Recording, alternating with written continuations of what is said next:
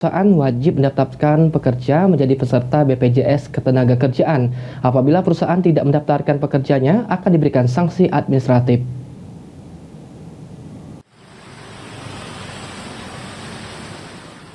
Hal ini diutarakan oleh Kepala Kantor BPJS Ketenagakerjaan Palembang, Muhammad Faisal.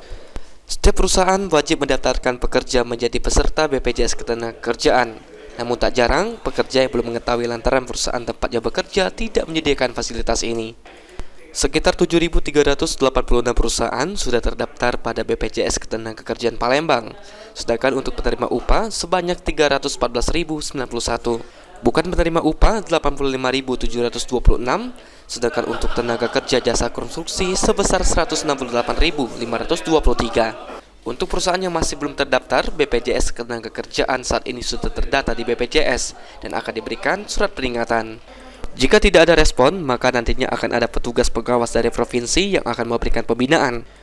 Jadi kami punya karyawan namanya petugas pemeriksa. Itu ada 3 orang petugas pemeriksa. Ada Pak Gani, Ibu Tiara, dan Ibu Rahma.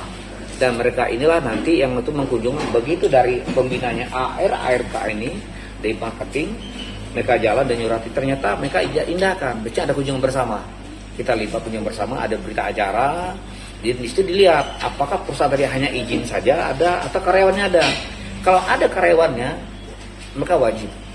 Kalau tidak ada, biasanya itu ada diberikan namanya di P86 pengenaan sanksi ya. Itu 1 miliar, kurungnya 6 tahun ya. 8 tahun. Perusahaan yang tidak menyertakan pekerja dalam BPJS Ketenagakerjaan dapat diberi sanksi administrasi berupa teguran secara tertulis, sanksi denda, dan sanksi tidak mendapatkan pelayanan publik tertentu, hingga sanksi pidana penjara maksimal 8 tahun penjara dan juga denda 1 miliar rupiah. Lutfi, PAL TV.